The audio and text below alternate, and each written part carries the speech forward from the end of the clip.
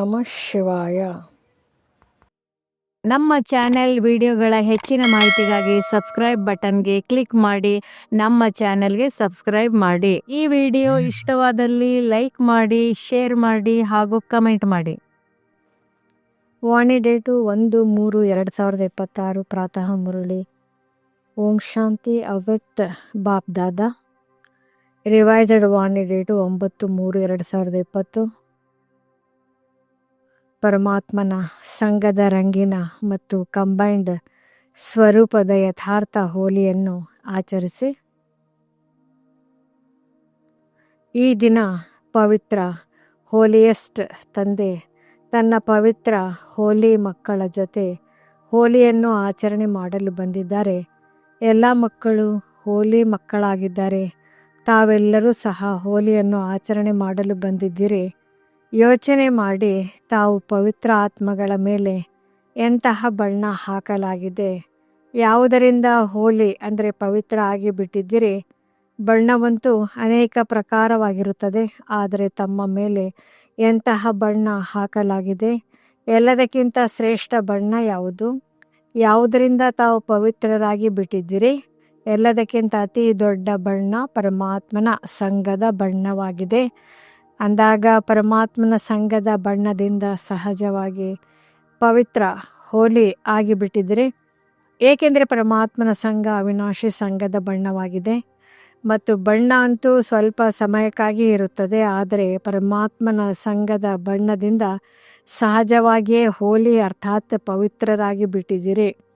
ಆತ್ಮದ ಬಣ್ಣ ಅಪವಿತ್ರತೆಯಿಂದ ಪವಿತ್ರ ಆಗಿಬಿಟ್ಟಿದೆ, ಏಕೆಂದರೆ ತಾವು ಎಲ್ಲರೂ ಪರಮಾತ್ಮನನ್ನು ತಮ್ಮ ಜೊತೆಗಾರರನ್ನಾಗಿ ಮಾಡಿಕೊಂಡಿದ್ದೀರಿ.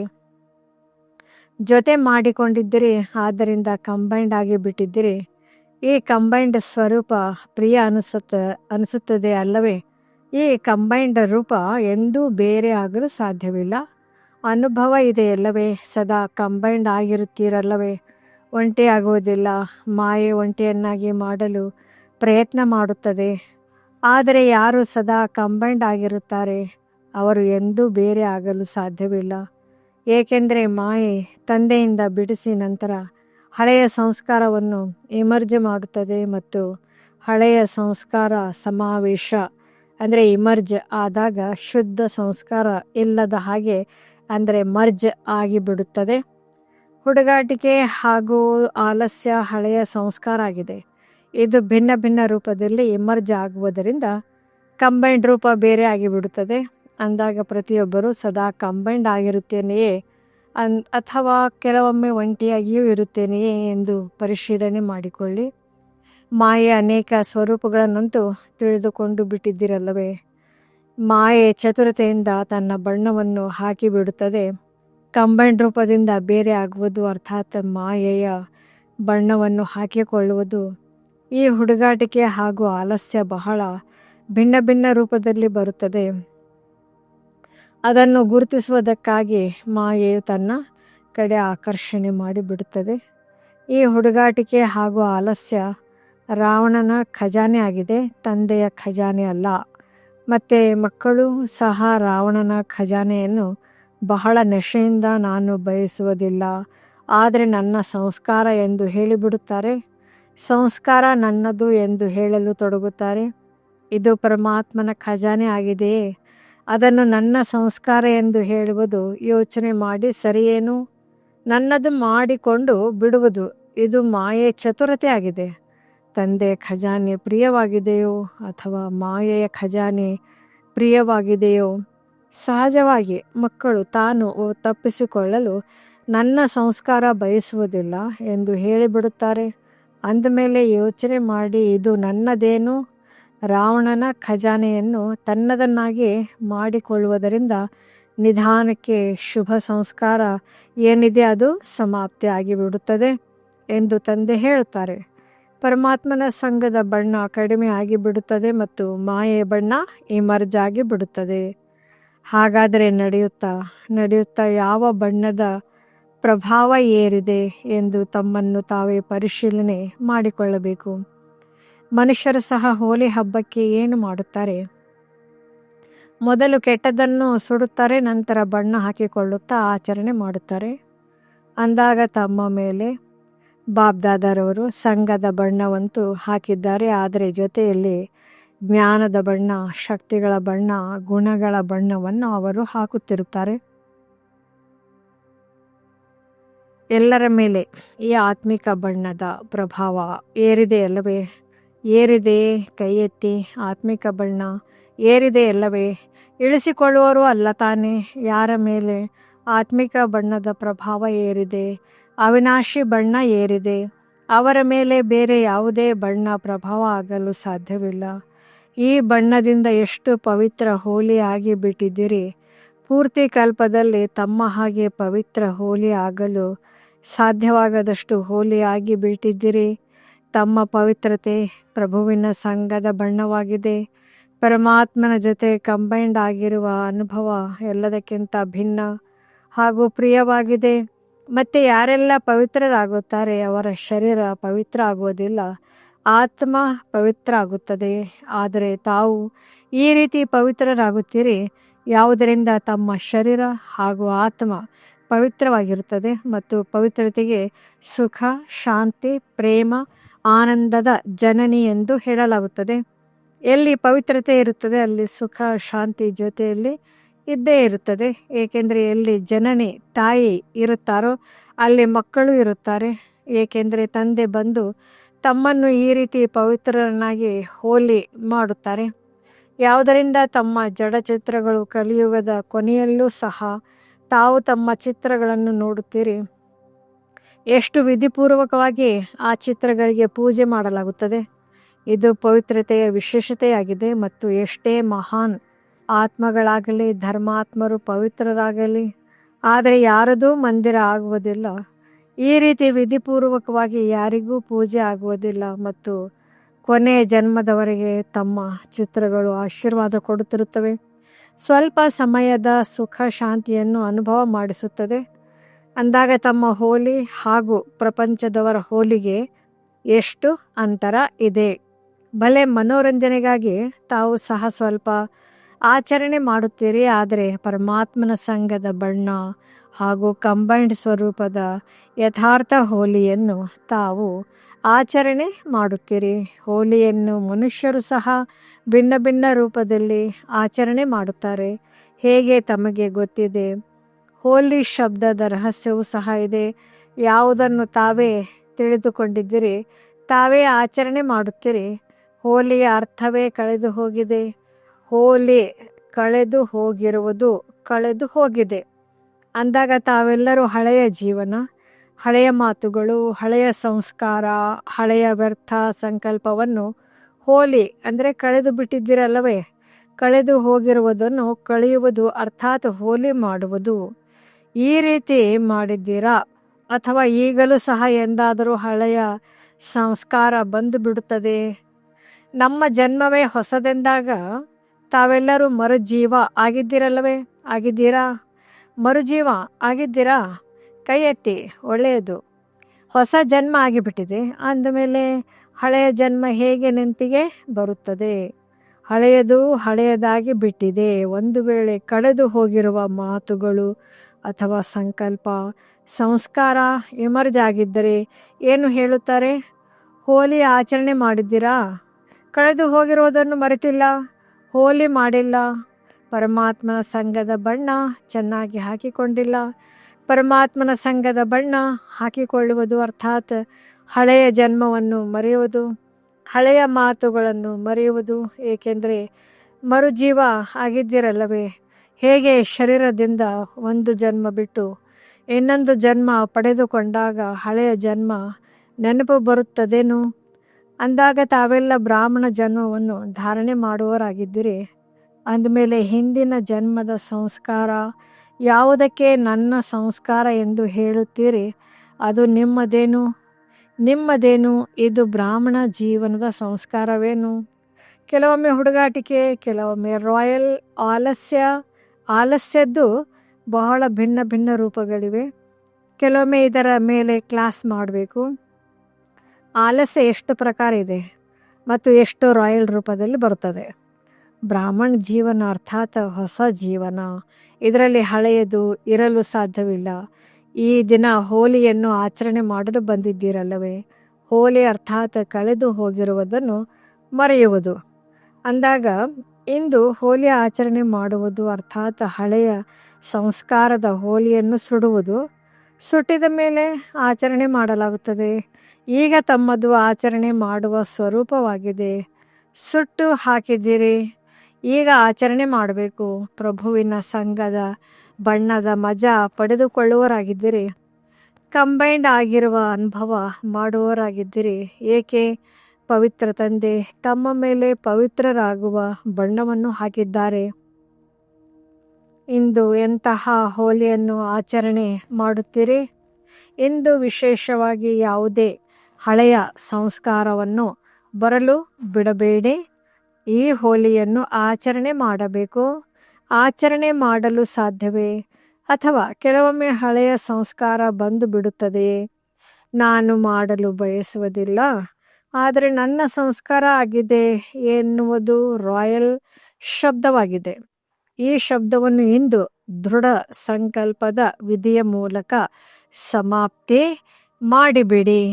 ಇಂದು ಅಂತಹ ಹೋಲಿಯನ್ನು ಸದಾ ಕಾಲಕ್ಕಾಗಿ ಆಚರಣೆ ಮಾಡುವ ಸಾಹಸ ಇಟ್ಟುಕೊಳ್ಳುತ್ತೀರಾ? ಅಥವಾ ಕೆಲವೊಮ್ಮೆ ಆಚರಣೆ ಮಾಡುತ್ತೀರಾ? ಇಂದಿನಿಂದ ಹಳೆಯ ಸಂಸ್ಕಾರ ಸಮಾಪ್ತಿ. ಕಳೆದು ಹೋಗಿತ್ತು, ಹೊಸ ಜನ್ಮ ಆಗಿದೆ. ಹಳೆಯ ಜನ್ಮ ಸಮಾಪ್ತಿ ಆಗಿದೆ ಎಂದು ಯಾರು ತಿಳಿದುಕೊಂಡಿದ್ದೀರಿ? ಇಂತಹ ಸಾಹಸ ಇಟ್ಟುಕೊಳ್ಳುವ ತಂದೆಯ ಮಧುರಾತಿ ಮಧುರ ಮುದ್ದಾದ ಅಗಲಿ ಹೋಗಿ ಸಿಕ್ಕಿರುವ ಮಕ್ಕಳಲ್ಲವೇ? ಅಂದಾಗ ಈ ಸಂಕಲ್ಪ ದೃಢವಾಗಿರಬೇಕು. ಕೇವಲ ಸಂಕಲ್ಪ ಅಲ್ಲ, ದೃಢ ಸಂಕಲ್ಪ ಮಾಡುವ ಸಾಹಸವಿದೆಯೇ? ಕೈ ಎತ್ತಿ ನೋಡಿ. ಎಲ್ಲರೂ ಸಾಹಸ ಇಟ್ಟಿದ್ದಾರೆ. ಕೆಲವರು ಉಳಿದುಕೊಂಡರೂ ತಾವೆಲ್ಲರೂ ಜೊತೆಗಾರರಲ್ಲವೇ? ಪಕ್ಕಾ ಜೊತೆಗಾರರಲ್ಲವೇ? 2 ಕೈಗಳು ಎತ್ತಿ ಇವರೆಲ್ಲರ ಫೋಟೋ ತೆಗೆಯಿರಿ. ಒಳ್ಳೆಯದು. ಡಬ್ಬಲ್ ವಿದೇಶಿಯರು ಸಹ ಕೈ ಎತ್ತುತ್ತಿದ್ದಾರೆ. ಬಾಬ್ದಾದರವರು ತಮಗೆ ಹೋಲಿ ಅಂದರೆ ಕಳೆದು ಹೋಗಿರುವುದನ್ನು ಮರೆಯುವ ರೂಪದಲ್ಲಿ ಆಚರಣೆ ಮಾಡುವ ಪದಮಾದಷ್ಟು ಶುಭಾಶಯಗಳನ್ನು ಕೊಡುತ್ತಿದ್ದಾರೆ. ಈಗ ಅಪ್ಪಿತಪ್ಪಿಯಾದರೂ ತಮ್ಮ ಮುಖದಿಂದ ಈ ಶಬ್ದ ಬರಬಾರದು. ನನ್ನ ಸಂಸ್ಕಾರ. ರಾವಣನ ಸಂಸ್ಕಾರವನ್ನು ನನ್ನ ಸಂಸ್ಕಾರ ಎಂದು ಹೇಳುತ್ತೀರಿ. ಕಮಾಲಾಗಿದೆ. ತಪ್ಪಾಗಿ ಹೇಳಿಬಿಡುತ್ತಾರೆ. ನಂತರ ಆಂತರಿಕವಾಗಿ ಮನಸ್ಸು ತಿನ್ನುತ್ತಿರುತ್ತದೆ. ಅನುಭೂತಿಯೂ ಸಹ ಆಗುತ್ತದೆ. ತಂದೆಯ ಜೊತೆ ಮಾತುಗಳನ್ನೂ ಸಹ ಮಾಡುತ್ತಾರೆ. ಕ್ಷಮೆ ಕೂಡ ತೆಗೆದುಕೊಳ್ಳುತ್ತಾರೆ. ಬಾಬಾ ನಾಳೆಯಿಂದ ಈ ತಪ್ಪು ಮಾಡುವುದಿಲ್ಲ ಮತ್ತೆ ಮಾಡಿಬಿಡುತ್ತಾರೆ. ಈಗ ಬಾಬ್ದಾದರವರು ಏನು ಮಾಡಲಿ? ನೋಡುತ್ತಾ ಇರಲೇನು? ಈಗ ಈ ಶಬ್ದವನ್ನು ಸುಟ್ಟು ಹಾಕಿ ನೋಡಿ. ಸುಡುವುದರಲ್ಲೂ ಸಹ ಒಂದು ಒಳ್ಳೆಯ ಮಾತನ್ನು ಹೇಳುತ್ತಾರೆ. ಕೋಕಿಯನ್ನು ದಾರವನ್ನು ಕಟ್ಟಿ ಸುಡುತ್ತಾರೆ. ಕೋಕಿ ಬೆಂದ ಮೇಲೆ ತೆಗೆದಾಗ ಕೋಕಿ ಬೆಂದಿರುತ್ತದೆ, ಆದರೆ ದಾರ ಸುಡುವುದಿಲ್ಲ. ಈ ಚಿಹ್ನೆಯೂ ಸಹ ಆತ್ಮ ಅವಿನಾಶಿ ಹಾಗೂ ಶರೀರ ವಿನಾಶಿ ಎಂದು ಏನು ಓದಿದ್ದೀರಿ? ತಮ್ಮ ಮೊದಲನೇ ಪಾಠದ್ದಾಗಿದೆ. ತಮ್ಮ ಈ ಹಬ್ಬಗಳು ಅಥವಾ ಶಾಸ್ತ್ರಗಳನ್ನು ಮಾಡುವವರು ತಂದೆಯ ಮಕ್ಕಳೇ ಆಗಿದ್ದಾರೆ. ಆದರೆ ತಾವು ಆಗಲಿ ಹೋಗಿ ಸಿಕ್ಕಿದ್ದಿರಿ. ಆದರೆ ಅವರ ಚಮತ್ಕಾರವೂ ಸಹ ಕಡಿಮೆ ಏನಿಲ್ಲ ಎನ್ನುವುದು ಬಾಬ್ದಾದರವರು ನೋಡಿದ್ದಾರೆ. ಹಿಟ್ಟಿನಲ್ಲಿ ಉಪ್ಪು ಹಾಕಿದೆ, ಆದರೆ ಬಹಳ ರಮಣೀಯಕವಾಗಿದೆ ಮಾಡಿದ್ದಾರೆ. ತಾವು ನೋಡಿ ಪ್ರತಿಯೊಂದು ಹಬ್ಬವನ್ನು ನೆನಪಾರ್ಥವನ್ನಾಗಿ ಮಾಡಿದ್ದಾರೆ. ಆದರೆ ಕೆಲವೊಂದು ಮಾತುಗಳು ಯಾವುದು ಸೂಕ್ಷ್ಮವಾಗಿದೆ ಅದಕ್ಕೆ ಸ್ಥೂಲ ರೂಪವನ್ನು ಕೊಟ್ಟು ಬಿಟ್ಟಿದ್ದಾರೆ. ಆದರೆ ನೆನಪಾರ್ಥವಂತೂ ಮಾಡಿದ್ದಾರಲ್ಲವೇ? ಭಕ್ತಿಯಲ್ಲಿ ಸಹ ಕಡಿಮೆಯಂತೂ ಮಾಡಿಲ್ಲ. ಭಕ್ತಿ ದ್ವಾಪರ ಕಲಿಯುಗದಲ್ಲಿ ಇರುವುದು. ಆದರೂ ಸಹ ಯಾವುದಾದರೂ ನೆನಪಾರ್ಥ ಮಾತುಗಳನ್ನು ಇಟ್ಟಿದ್ದಾರೆ. ಅತಿ ವಿಕಾರಿ ಆಗುವುದರಿಂದ ರಕ್ಷಣೆ ಮಾಡಿದ್ದಾರೆ. ಬಾಬ್ದಾದರವರು ಈ ಸಾಮಗ್ರಿ ಹಬ್ಬ ಹಾಗೂ ಶಾಸ್ತ್ರ ಮಾಡುವವರಿಗೂ ಸಹ ಅದರ ಫಲವನ್ನು ಕೊಡುತ್ತಾರೆ. ಆದರೂ ಸಹ ಭಕ್ತಿಯರು ಏನಾದರೂ ನೆನಪು ಮಾಡುತ್ತಾರೆ. ವಿಕಾರಗಳಿಂದ ಸ್ವಲ್ಪ ಸಮಯಕ್ಕಾಗಿ ರಕ್ಷಣೆ ಆಗುತ್ತದೆ. ಇಂದು ತಾವು ಯಾವ ಹೋಲಿಯನ್ನು ಆಚರಣೆ ಮಾಡಿದ್ದೀರಿ? ಎಂತಹ ಹೋಲಿಯನ್ನು ಆಚರಣೆ ಮಾಡಿದ್ದೀರಾ? ಪಕ್ಕಾ ಆಗಿದೆ ಅಲ್ಲವೇ? ಆಚರಣೆ ಮಾಡಿದ್ದೀರಾ? ಆಚರಣೆ ಮಾಡಿದ್ದೀರಾ? ಒಳ್ಳೆಯದು. ನಂತರ ನಾಳೆ ಮಾಯೆಯು ಬರುತ್ತದೆ. ಏಕೆಂದರೆ ಮಾಯೆಯು ಸಹ ಕೇಳುತ್ತಿದೆ. ಆದರೆ ತಾವು ಈ ರೀತಿ ಮಾಡಬಾರದು, ತಮ್ಮೊಂದಿಗೆ ಕರೆಯಬಾರದು. ಮಜಾ ಇದೆ ಅಲ್ಲವೇ? ಇದರಲ್ಲಿ ಮಜಾ ಇದೆ ಅಲ್ಲವೇ? ಮಜಾದಲ್ಲಿ ಇರಬೇಕು. ತಂದೆಯನ್ನು ನೆನಪು ಮಾಡಬೇಕು. ಅಂದಾಗ ತಂದೆ ನಮಗೆ ಎಷ್ಟು ಆತ್ಮಿಕ ಬಣ್ಣ ಹಾಕುತ್ತಿದ್ದಾರೆ. ಯಾವುದರಿಂದ ತಾವು ಹೋಲಿ ಹಂಸಗಳಾಗಿ ಬಿಟ್ಟಿದ್ದೀರಿ. ಹೋಲಿ ಹಂಸ ಅರ್ಥಾತ್ ನಿರ್ಣಯ ಶಕ್ತಿಯುಳ್ಳ ಹೋಲಿ ಹಂಸ. ಯಾವುದಾದರೂ ಕಾರ್ಯವನ್ನು ಮಾಡುತ್ತೀರೆಂದಾಗ ಒಂದು ಸೀಟ್ ಫಿಕ್ಸ್ ಮಾಡಿಕೊಂಡು ಬಿಡಿ. ಮೊದಲು ಆ ಸೀಟಿನಲ್ಲಿ ಸೆಟ್ ಆಗಿ ನಂತರ ನಿರ್ಣಯ ಮಾಡಿ. ಆ ಸೀಟ್ ಗೊತ್ತಿದೆಯೇ? ಆ ಸೀಟ್ ತ್ರಿಕಾಲದರ್ಶಿಯ ಸೀಟ್ ಆಗಿದೆ. ಮೊದಲು ತ್ರಿಕಾಲದರ್ಶಿಯ ಸೀಟಿನಲ್ಲೇ ಸೆಟ್ ಆಗಿ 3 ಕಾಲಗಳನ್ನು ನೋಡಿ. ಕೇವಲ ವರ್ತಮಾನ ಅಲ್ಲ, ಆದಿ ಮಧ್ಯ ಅಂತ್ಯ 3 ಕಾಲಗಳನ್ನು ನೋಡಿ 3 ಕಾಲದಲ್ಲಿ ಲಾಭವಿದೆಯೋ ಅಥವಾ ನಷ್ಟವಿದೆಯೋ ಎಂದು ನೋಡಿ. ಕೆಲವು ಮಕ್ಕಳು ಬಹಳ ಚತುರವಾಗಿದ್ದಾರೆ. ಚತುರತೆ ತಿಳಿಸಲೇನು? ಏನು ಹೇಳುತ್ತಾರೆ? ಹಾಗೆ ಕಾರ್ಯವನ್ನು ನಡೆಸಬೇಕಲ್ಲವೇ? ಆದ್ದರಿಂದ ಕಾರ್ಯವನ್ನು ನಡೆಸಿಬಿಟ್ಟಿದ್ದೇನೆ, ಆದರೆ ನನಗೆ ಮಾಡಬಾರದು ಎಂದು ಗೊತ್ತಿದೆ. ಆದರೂ ಮಾಡಿಬಿಟ್ಟೆ. ಹೋಗಲಿ, ಮಾಡಿಬಿಟ್ಟಿದ್ದೀರಿ ಅಂದಾಗ ಕರ್ಮದ ಫಲವಂತೂ ಸಿಗುತ್ತದೆ ಅಲ್ಲವೇ? ಅಂದಾಗ ಚತುರತೆ ಮಾಡಬೇಡಿ. ತಂದೆಗೆ ಸಹ ಬಹಳ ಸಮಾಧಾನ ಮಾಡುತ್ತಾರೆ. ತಪ್ಪು ಮಾಡುತ್ತಾರಲ್ವೇ? ನಂತರ ಬಾಬ್ದಾದರವರಿಗೆ, ಬಾಬಾ ತಾವಂತೂ ದಯಾ ಸಾಗರನಾಗಿದ್ದೀರಲ್ಲವೇ, ತಾವಂತೂ ಕ್ಷಮಾ ಸಾಗರನಾಗಿದ್ದೀರಲ್ಲವೇ ಎಂಬ ಮಾತುಗಳನ್ನು ಹೇಳುತ್ತಾರೆ. ತಂದೆಗೂ ಸಹ ತಾವು ಯಾರಾಗಿದ್ದೀರಿ ಎಂದು ನೆನಪು ಮಾಡುತ್ತಾರೆ. ನನಗೆ ತಿಳಿಸಿ ಸಮಾಪ್ತಿ ಮಾಡಿ ಎಂದು ತಾವು ಹೇಳಿದಿರಲ್ಲವೇ ಎಂದು ಮಕ್ಕಳು ಹೇಳುತ್ತಾರೆ. ಆದರೆ ಅನುಭೂತಿಯಿಂದ ತಿಳಿಸಿ ಸಮಾಪ್ತಿ ಮಾಡಿಬಿಡಿ. ಒಂದು ಶಬ್ದವನ್ನು ಪಕ್ಕಾ ಮಾಡಿಕೊಂಡು ಬಿಡುತ್ತೀರಿ. ತಿಳಿಸುವುದಂತೂ ಮಾಡುತ್ತೀರಿ, ಆದರೆ ಮೊದಲು ದೃಢ ಸಂಕಲ್ಪದಿಂದ ಸ್ವಯಂವನ್ನು ಪರಿವರ್ತನೆ ಮಾಡಿಕೊಂಡು ನಂತರ ತಿಳಿಸಿ. ತಾವು ಹೇಳಿದ್ದಿರಲ್ಲವೇ ಎಂದು ಬಹಳ ಸಮಾಧಾನ ಮಾಡುತ್ತಾರೆ. ತಾವು ಇದನ್ನು ಹೇಳಿದ್ದಿರಲ್ಲವೇ, ತಾವು ಇದನ್ನು ಹೇಳಿದ್ದಿರಲ್ಲವೇ ಎಂದು ತಂದೆಗೂ ಸಹ ನೆನಪು ಮಾಡಿಸುತ್ತಾರೆ. ಬಹಳ ಚತುರತೆ ಮಾಡುತ್ತಾರೆ. ಈಗ ಚತುರತೆಯನ್ನು ಮಾಡಬಾರದು, ಸಾಹಸವನ್ನು ಇಟ್ಟುಕೊಳ್ಳಬೇಕು. ಮಾಡಲೇಬೇಕು, ಮಾಡೋಣ ಮಾಡೋಣ ಎಂದು ಹೇಳಬಾರದು. ಬಾಬ್ದಾದ ಪೂರ್ತಿ ದಿನದಲ್ಲಿ ನ ಅಂದರೆ ಗೆ ಎನ್ನುವ ಗೀತೆಯನ್ನು ಬಹಳ ಕೇಳುತ್ತಾರೆ. ಮಾಡೋಣ, ನೋಡೋಣ, ಆಗೋಣ ಎಂದರೆ ಎಷ್ಟು ವೇಗವಾಗಿ ನ ಎನ್ನುವವರು ತಂದೆ ಜೊತೆ ಹೋಗುತ್ತಾರೇನೋ. ತಂದೆಯಂತೂ ಎವರೆಡಿ, ಆದರೆ ನ ಎನ್ನುವರು ಎವರೆಡಿ ಆಗಲಿಲ್ಲ. ಅಂದಾಗ ತಂದೆಯ ಜೊತೆ ಹೇಗೆ ಹೋಗುತ್ತೀರಿ? ನೋಡುತ್ತಿರುತ್ತಾರೆ, ತಂದೆಯ ಜೊತೆ ಹೋಗುತ್ತಿದ್ದಾರೆ. ತಂದೆಗೆ ಪ್ರತಿಯೊಬ್ಬ ಮಗುವಿನ ಮೇಲೆ ಬಹಳ ಪ್ರೀತಿ ಇದೆ. ತನ್ನ ಮಕ್ಕಳಿಗಾಗಿ ಜೊತೆ ಬರದೇ ಇರುವುದು ತಂದೆಗೆ ಇಷ್ಟವಿಲ್ಲ. ಮನೆಗೆ ಹಿಂತಿರುಗುವ ಸಮಯ ಬಂದು ಬಿಟ್ಟಿದೆ ಅಂದಾಗ ಮನೆಗೆ ಹೋಗುವುದಿಲ್ಲವೇನು? ಏಕೆಂದರೆ ಮನೆಗೆ ಹೋಗಿ ನಂತರ ರಾಜ್ಯದಲ್ಲಿ ಬರಬೇಕು. ಜೊತೆಯಲ್ಲಿ ಮನೆಗೆ ಹೋಗಿಲ್ಲವೆಂದರೆ ಬ್ರಹ್ಮ ತಂದೆಯ ಜೊತೆ ರಾಜ್ಯದಲ್ಲೂ ಸಹ ಬರುವುದಿಲ್ಲ, ಹಿಂದೆ ಬರುತ್ತಾರೆ. ಅಂದಾಗ ತಮ್ಮ ವಾಯ್ದೆ ಏನು? ಜೊತೆಯಲ್ಲಿ ಹೋಗುತ್ತೇವೆಯೋ ಅಥವಾ ಬಂದು ಬಿಡೋಣ ಎನ್ನುತ್ತೀರೋ? ಇದರಲ್ಲೂ ಸಹ ನ ಎಂದು ಸೇರಿಸುತ್ತಾರೆ. ತಲುಪಿ ಬಿಡುತ್ತೇವೆ ನೋಡಿ ಬಾಬಾ, ಖಂಡಿತ ತಲುಪಿ ಬಿಡುತ್ತೇನೆ ಅಂದಾಗ ಈ ಭಾಷೆನಿಗೆ ಸಮಾಪ್ತಿ ಮಾಡಿ ಒಳ್ಳೆಯದು. ಮೊದಲು ಬಾಬ್ದಾದರವರು ಎಲ್ಲ ಕಡೆ ಇರುವ ಸರ್ವ ಮಕ್ಕಳನ್ನೂ ಸಹ ನೋಡುತ್ತಿದ್ದಾರೆ. ದೂರ ಕುಳಿತಿದ್ದರೂ ವಿಜ್ಞಾನದ ಸಾಧನಗಳ ಮೂಲಕ ಹೆಚ್ಚಿನ ಸ್ಥಾನಗಳಲ್ಲಿ ಸೇವಾ ಕೇಂದ್ರಗಳಲ್ಲಿ ಅವರೂ ಸಹ ಬಾಬ್ದಾದರವರನ್ನು ನೋಡುತ್ತಿದ್ದಾರೆ. ತಾವು ಟೋಲಿ ತಿನ್ನುತ್ತೀರಲ್ಲವೇ, ಅವರು ಸಹ ಟೋಲಿಯನ್ನು ಹಂಚುತ್ತಾರೆ. ಅಂದಾಗ ಬಾಬ್ದಾದರವರು ದೂರ ಇದ್ದರೂ ಹೇಗೆ ಸಮೀಪತೆಯನ್ನು ಅನುಭವ ಮಾಡುತ್ತಿದ್ದಾರೆ ಎನ್ನುವುದು ನೋಡುತ್ತಿದ್ದಾರೆ. ಎಲ್ಲ ಕಡೆ ಇರುವ ಮಕ್ಕಳು ಯಾರು ತಂದೆ ಸಮಾನ ಸಂಪೂರ್ಣರಾಗಬೇಕು ಈ ಸಂಕಲ್ಪವನ್ನು ಧಾರಣೆ ಮಾಡಿಕೊಂಡಿದ್ದೀರಿ ಮತ್ತು ದೃಢತೆಯ ಬಲವನ್ನು ಸಮಯಕ್ಕೆ ಈ ಸಂಕಲ್ಪವನ್ನು ಕೊಡುತ್ತಿರುತ್ತಾರೆ. ಅಂತಹ ಎಲ್ಲ ಕಡೆಯ ಶುಭ ಸಂಕಲ್ಪವನ್ನು ಧಾರಣೆ ಮಾಡುವ ಜೊತೆಗೆ ತಂದೆಯ ಆಸೆಗಳನ್ನು ಪೂರ್ಣ ಮಾಡುವ ಆಶಾ ನಕ್ಷತ್ರಗಳೇ, ಜೊತೆಗೆ ದಾದಿ ಮಾತನ್ನು ಈಗ ಕರ್ಮಾತೀತ ಆಗಲೇಬೇಕು ಮತ್ತು ಮಮ್ಮಾರವರ ಮಾತು ಸದಾ ಏನು ಮಾಡಬೇಕು ಅದನ್ನು ಇಂದೇ ಮಾಡಿ, ನಾಳೆಯ ಮೇಲೆ ಬಿಡಬೇಡಿ ಮತ್ತು ದೀದಿಯವರ ಮಾತು ಈಗ ಮನೆಗೆ ಹೋಗಬೇಕು. ಇದು ಕಿವಿಯಲ್ಲಿ ಮೊಳಗುತ್ತಿರಬೇಕು. ಈಗ ಪದೇ ಮನೆಗೆ ಹೋಗಬೇಕು, ಕರ್ಮಾತೀತರಾಗಬೇಕು, ಮನೆಗೆ ಹೋಗಬೇಕು ಎಂದು ಈಗ ಗುಂಗಲ್ಲಿ ಇರಿ.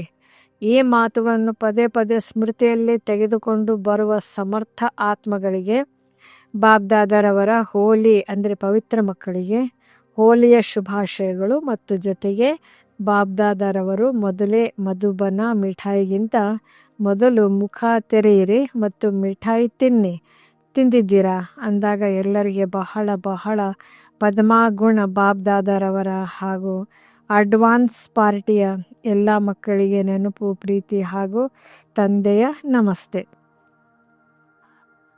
ವರದಾನ: ಸರ್ವ ಆತ್ಮರ ಪ್ರತಿ ಸ್ನೇಹ ಹಾಗೂ ಶುಭಚಿಂತಕನ ಭಾವನೆ ಇಡುವಂತಹ ದೇಹಿ ಅಭಿಮಾನಿ ಭವ. ಹೇಗೆ ಮಹಿಮೆ ಮಾಡುವಂತಹ ಆತ್ಮನ ಪ್ರತಿ ಸ್ನೇಹದ ಭಾವನೆ ಇರುವುದು, ಹಾಗೆ ಯಾವಾಗ ಯಾರೇ ಶಿಕ್ಷಣ ಸೂಚನೆಯನ್ನು ಕೊಡುವರೆಂದರೆ ಅದರಲ್ಲಿಯೂ ಆ ಆತ್ಮನ ಬಗ್ಗೆ ಇವರು ನನಗಾಗಿ ಅತಿ ಶ್ರೇಷ್ಠವಾದ ಶುಭಚಿಂತಕನಾಗಿದ್ದಾರೆ ಎಂಬ ಸ್ನೇಹದ ಶುಭಚಿಂತನೆಯ ಭಾವನೆ ಇರಲಿ. ಇಂತಹ ಸ್ಥಿತಿಗೆ ದೇಹಿ ಅಭಿಮಾನಿ ಸ್ಥಿತಿ ಎಂದು ಹೇಳಲಾಗುವುದು. ಒಂದು ವೇಳೆ ದೇಹಿ ಅಭಿಮಾನಿ ಆಗಿಲ್ಲದಿದ್ದರೆ ಅವಶ್ಯವಾಗಿ ದೇಹಾಭಿಮಾನವೇ ಇದೆ. ಅಭಿಮಾನ ಇರುವವರೆಂದಿಗೂ ತನ್ನ ಅಪಮಾನವನ್ನು ಸಹನೆ ಮಾಡಲು ಸಾಧ್ಯವಿಲ್ಲ. ಸ್ಲೋಗನ್: ಸದಾ ಪರಮಾತ್ಮನ ಪ್ರೀತಿಯಲ್ಲಿ ಮುಳುಗುತ್ತೀರೆಂದರೆ ದುಃಖಗಳ ಪ್ರಪಂಚವು ಮರೆತು ಹೋಗುವುದು. ಅವ್ಯಕ್ತ ಸೂಚನೆ: ನಿಶ್ಚಯದ ಫೌಂಡೇಶನ್ ಅಂದರೆ ತಳಪಾಯವನ್ನು ಬಲಗೊಳಿಸಿ ಸದಾ ನಿರ್ಭಯ ಮತ್ತು ನಿಶ್ಚಿಂತರಾಗಿರಿ. ಯಾವಾಗ ದೊಡ್ಡವರ ಕೈಯಲ್ಲಿ ಕೈ ಇದ್ದಾಗ ಚಿಕ್ಕವರು ಚಿಂತೆ ಇಲ್ಲದೆ ನಿಶ್ಚಿಂತರಾಗಿ ಬಿಡುತ್ತಾರೆ. ನಿಮಗೆ ನಿಶ್ಚಯವಿದೆ, ಪ್ರತಿ ಕರ್ಮದಲ್ಲಿ ಬಾಬ್ದಾದರವರು ನಮ್ಮ ಜೊತೆ ಇದ್ದಾರೆ ಮತ್ತು ಈ ಅಲೌಕಿಕ ಜೀವನದ ಕೈ ಅವರ ಕೈಯಲ್ಲಿದೆ. ಅರ್ಥಾತ್ ಜೀವನವು ಅವರಿಗೆ ಅರ್ಪಣೆ ಆಯಿತಂದರೆ ಜವಾಬ್ದಾರಿಯು ಅವರದ್ದಾಗಿ ಬಿಡುತ್ತದೆ. ಎಲ್ಲ ಹೊರೆಯನ್ನು ತಂದೆಗೆ ಕೊಟ್ಟು ಹಗುರವಾಗಿರಿ ಹಾಗೂ ಆಗ ನಿಶ್ಚಿಂತರಾಗುತ್ತೀರಿ ಮತ್ತು ಪ್ರತಿ ಕಾರ್ಯವು ನಿಖರವಾಗಿ ಆಗುವುದು. ಓಂ ಶಾಂತಿ. ಈ ಮುರಳಿ ಇಷ್ಟವಾದಲ್ಲಿ ಹೆಚ್ಚಿನ ಮುರಳಿಗಳ ಮಾಹಿತಿಗಾಗಿ ನಮ್ಮ ಚಾನೆಲ್ಗೆ ಸಬ್ಸ್ಕ್ರೈಬ್ ಮಾಡಿ. ತಮಗೆ ವಿಡಿಯೋ ನೋಟಿಫಿಕೇಷನ್ ಸಿಗ್ತಾ ಇರುವುದು. ಧನ್ಯವಾದಗಳು. ಸಬ್ಸ್ಕ್ರೈಬ್ ಮಾಡಿ.